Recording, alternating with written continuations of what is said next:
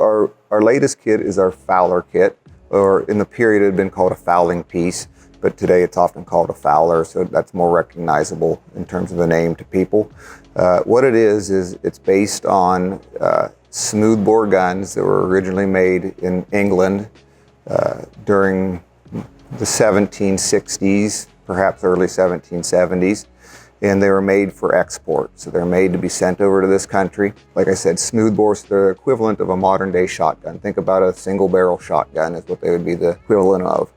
They were made very quickly in England because they had much more of a system, a production system, a manufacturing system, where it wasn't just one person building the entire gun from start to finish. They had specialization. And even though machines were somewhat limited at that time period, they had high-level processes that allowed them to produce these guns. It costs cheaper than guns could have been made in the colonies at that time period. So with that being the case, they were a general purpose gun. You could shoot shot out of them, you could shoot a round ball out of them. And they were shipped over here, sold at general stores, and they were probably at one point the most common or prevalent gun in the colonies or on the frontier.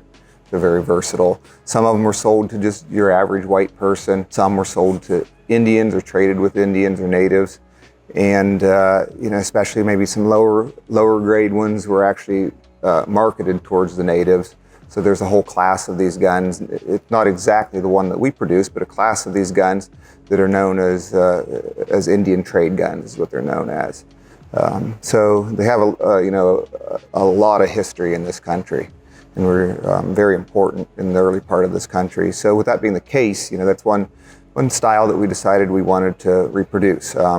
Partly because it's a smoothbore and it's a shotgun, so people could use it to shoot shot, which none of our other guns are that style. They're rifles, but also the history behind it and the beauty of them. So even though they were made efficiently, they were still made with a lot of grace and style, and that's sort of the English tradition. You think of that even today, but there's a lot that goes back a long time with the English aesthetic. So I've always enjoyed Fowlers or fowling pieces. Most of my experience has been with higher end ones, but I've also enjoyed these ones that were made a little more simply and that would actually fit into this country a lot more with the colonial period. Yeah, it would represent, the gun that we've made would represent a gun that was made in the 1760s in England, intended for export to this country, sold to the general population. It has a 39 3/4 inch barrel. They're stocked primarily in walnut, but we do sell some in maple. They'd originally been just stocked in walnut. It has a convex or round face English flintlock on it that's appropriate for the gun, and just all the styling that you'd expect on a fine English export gun of the period. It has carving on that one that comes, did you already say that? No, I didn't. It does. That's a good point. Yeah. So it has carving around the tang and the lock panels, which really adds a lot. It's the first gun that we've produced that has relief carving on it. And most of that is done on the machine. There's some hand cleanup a little bit that we do. But that adds a lot to the appearance of the gun and the historical correctness and just how it looks. So in terms of our kits, it's one that we're really proud of. I think it is probably one of our finest kits that we make.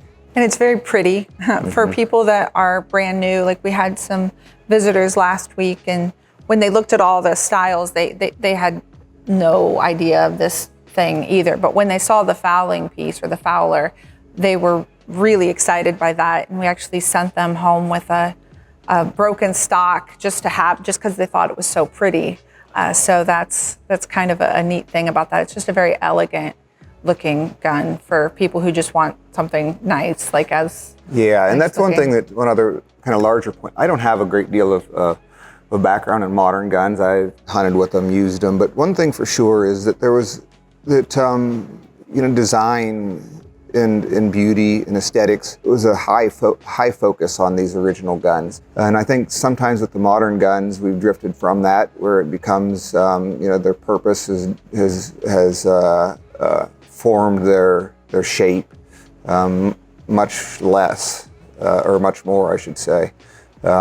So that's one thing that makes these guns a little different and a little bit more appealing to some, and especially once you develop your eye and start to study a little bit and know what to look at, those things will be much louder and more obvious.